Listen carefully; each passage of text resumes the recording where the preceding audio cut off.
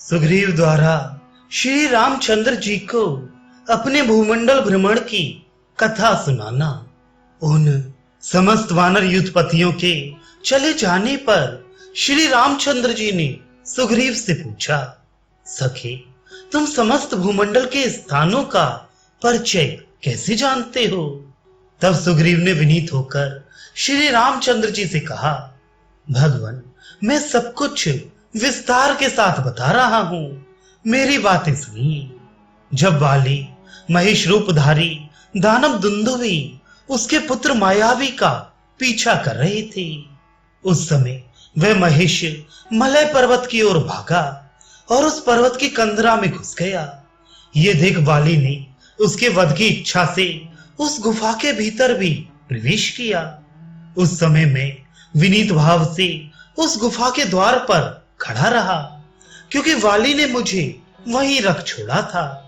परंतु 1 वर्ष व्यतीत हो जाने पर भी वाली उसके भीतर से नहीं निकली।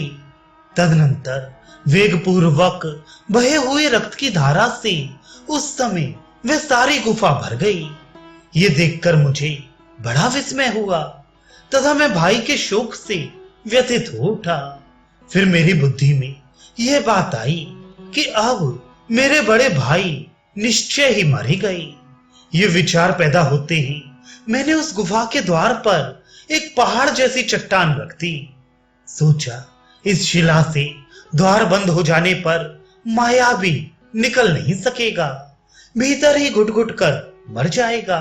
इसके बाद भाई के जीवन से निराश होकर मैं किष्किंधापुरी में लौट आया।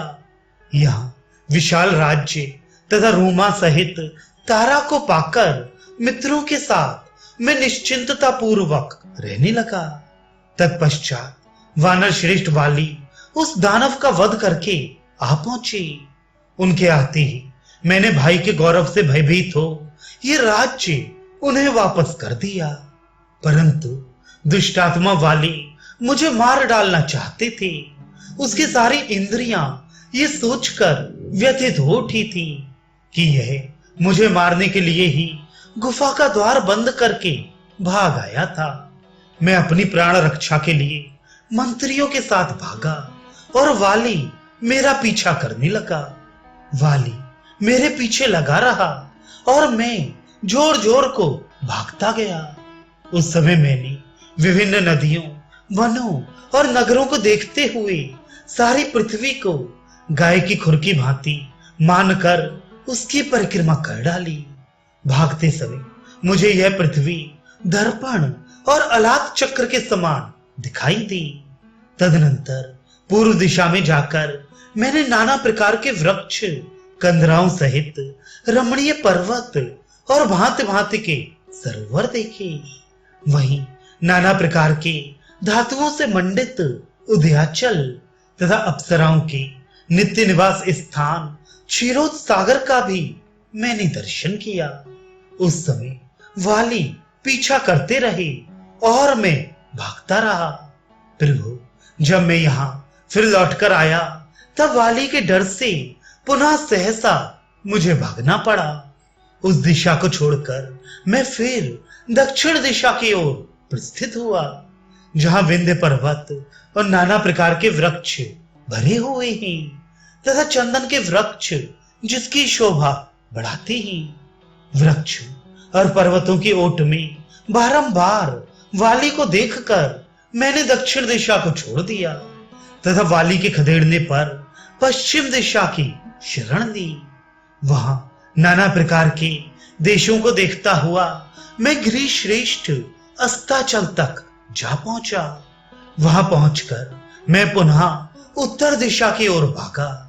हिमालय, मेरु और उत्तर समुद्र तक पहुंचकर भी जब वाली के पीछा करने के कारण मुझे कहीं शरण नहीं मिली, तब परम बुद्धिमान हनुमान जी ने मुझसे यह बात कही, राजन, इस समय मुझे उस घटना का स्मरण हो आया है, जैसा कि मतंग मुनि ने उन दिनों वानर राज वाली को श्राप दिया था कि यदि वाली इस आश्रम मंडल में प्रवेश करेगा तो उसके मस्तक के सैकड़ों सैकड़ों टुकड़े हो जाएंगे।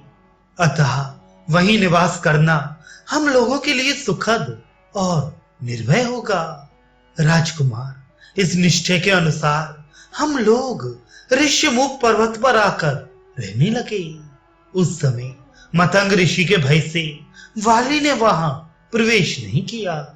राजन, इस प्रकार मैंने उन दिनों समस्त भूमंडल को प्रत्यक्ष देखा था। उसके बाद ऋष्यमुख की गुफा में आया था।